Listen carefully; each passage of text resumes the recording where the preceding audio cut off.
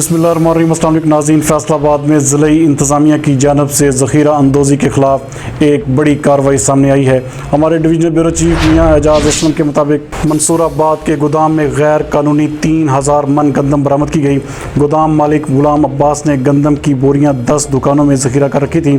इस मौके पर assistant commissioner city Syed Ayub Bukhari का कहना था कि गोदाम का मालिक 1970 रुपये मन के रेट से गंदम फ़रोख्त कर रहा था, जबकि सरकारी रेट 1400 रुपये मुकर्रर है। Assistant commissioner city Syed Ayub Bukhari ने छापे के दौरान गोदाम के मालिक गुलाम अब्बास को गिरफ्तार करवा दिया, जबकि बरामद की गई गंदम मुकर्रर सरकारी निरखों पर फ़रोख्त की जाएगी।